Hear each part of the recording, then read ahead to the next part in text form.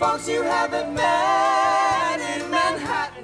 Two River Theater in Red Bank is staging an extraordinary world premiere, Pamela's first musical. Pulitzer Prize winner Wendy Wasserstein's last play. Although it was written more than 15 years ago, it's never been performed. Wendy was famous for her witty feminist plays, but this is a different kind of show.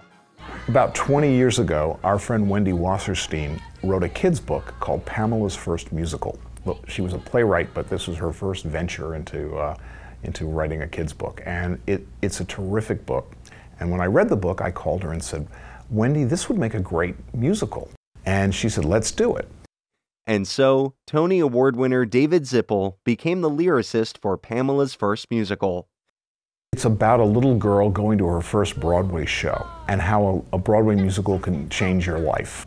And the characters were people from the Broadway community.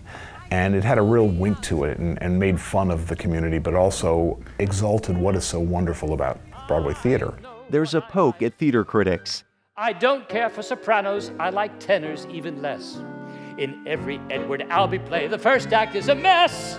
I hated West Side Story, and I really hate your dress.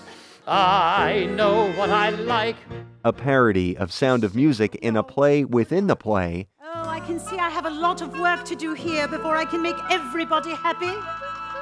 When you are orphaned and abandoned, you can look to Sister Maria. Sister Maria. And an evening with a famous producer. I pick the cast, and then I boss them around. You take a shot, and if it turns out all right, well then the future looks bright. or else. The first thing we had to decide was who would be the composer. And I had someone in mind, but the first name that came out of her lips was Cy Coleman, who was exactly who I had in mind because he's such an iconic Broadway great composer. Before a song can stop the show, Before a song can stop the show, and cause a thunderous ovation.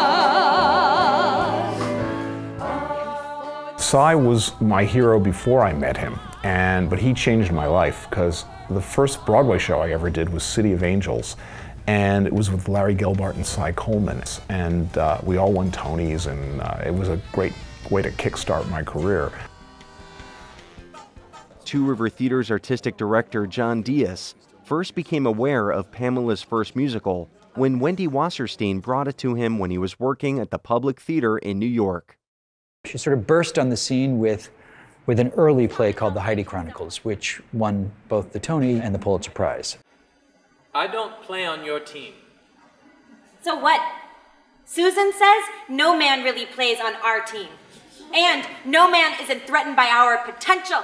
And then she became this kind of titan of the theater, but then wrote a little children's book called Pamela's First Musical, which was meant to inspire young people like she herself had been to find their way to the theater. But I won't go to pieces and I'll never quit. We wrote it, and about 3 weeks before we were to start rehearsals, Cy passed away very suddenly. And then Wendy was diagnosed with cancer and ultimately passed away a couple years after that, and the show just wasn't happening. Tony Award-winning playwright Christopher Durang stepped in to add some finishing touches and help guide the production onto the stage.